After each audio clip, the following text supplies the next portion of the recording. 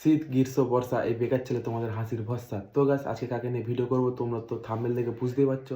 ভালো বাপের পাগলা চোদা ছাওয়ালকে নিয়ে। সে তার নিজের বাপের মৃত্যুর শ্রাদ্ধের ব্লগ ভিডিও আপলোড করে যাচ্ছে। তো চলো বেশি না আমাকে ভাট, আজকে ভিডিওটা শুরু করা যাক।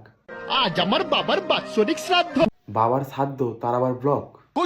সেই দিন যদি তোর বাবা ছোটবেলায় তোর মার হাতে 20 টাকা দিয়ে তোকে পোলিও খাওয়াতে পাঠাতো, তাহলে আজকে হয়তো আমাদের এই দিনটা দেখতেই হতো না। আবার শ্রাদ্ধ উপলক্ষে টাকলা হয়ে গেলাম, খুব কষ্ট হচ্ছিল গো। খুব কষ্ট হচ্ছিল। ওই জন্য তো নিজের লজ্জা শরম সবকিছু বাদ দিয়ে বাবার শ্রাদ্ধের ব্লগ করতে লেগে পড়েছিস। লজ্জা লাগা দরকার। সেটা তো মানুষের বাচ্চার লাগে, এটা তো আবার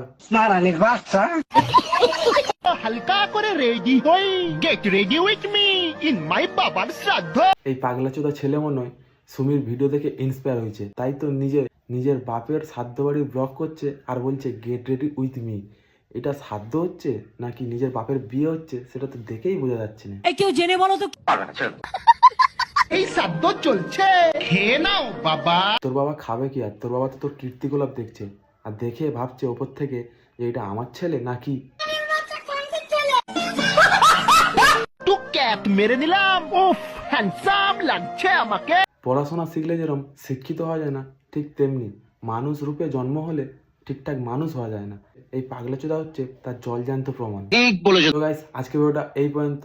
আর কালকে ভিডিও দিতে পারিনি তার জন্য সরি। যদি ভিডিওটা ভালো লেগে থাকে তাহলে like, comment, share and subscribe করো। আর তাড়াতাড়ি যাও আমার ফেসবুক পেজটাকে ফলো করো আর ইনস্টাগ্রামটাকে ফলো করো। টাটা।